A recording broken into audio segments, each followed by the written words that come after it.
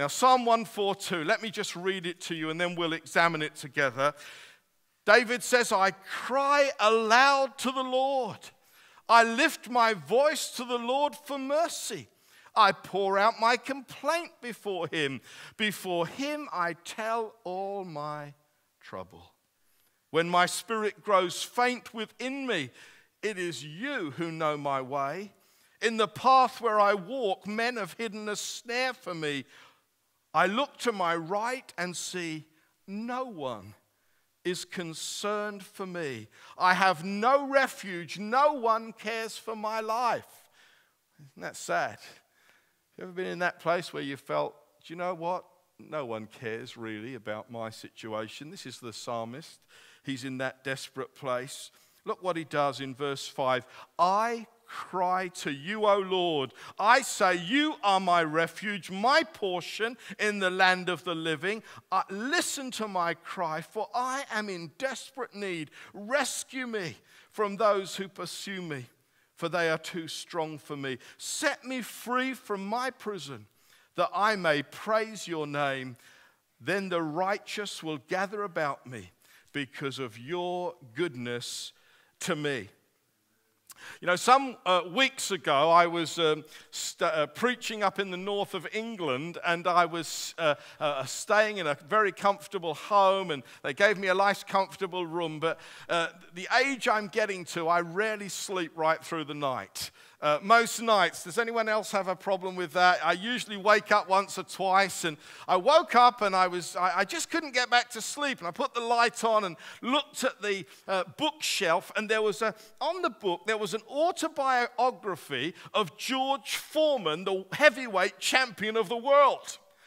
And I kind of like watching a bit of boxing, so I kind of started looking through it. And 2 or 3 chapters in, he was telling the incident. He won the world heavyweight championship of the world twice. And he was telling how an interviewer had been to him and said, Mr. Foreman, boxing is truly the only individual sport.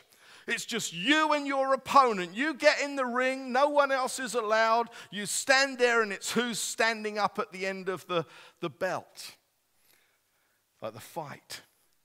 And Mr. Foreman, in his book, he says this. He says, oh no! He says, you couldn't be more wrong.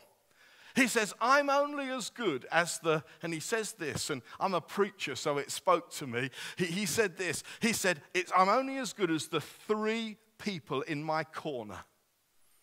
He said, I've got 3 people in my corner. I have my trainer, my technician, and my cut man. And he said, what helped me? He says, my trainer, well, he's worked with me over many months. He knows my heartbeat. He knows my blood pressure. He knows my speed. He runs with me at 5 o'clock in the morning in the ice and the snow. He knows what I'm capable of. He's my trainer. He knows me better than I know myself. He said, the second person is my technician. He says, my technician, his job is to study my opponent. He knows everything about the opponent who I'm going to be fighting. He knows their weaknesses. He knows their strengths. He knows how hard they can punch. He's watched hours and hours of every fight they've ever had. He knows him. And then he says, there's my cuts man. He says, my cuts man can prevent a cut on my eyebrow becoming a gaping wound that would cause me to have to retire from the fight.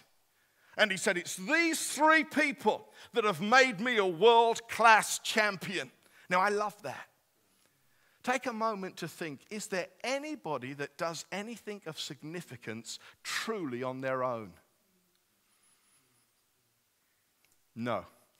Even a lone yachtsman has a team around them. And I want to just suggest to you that one of the realities all of us need to wake up to, and this truth is rooted for me in our Bible, that all of us are only as good as the people around us and the God in our corner.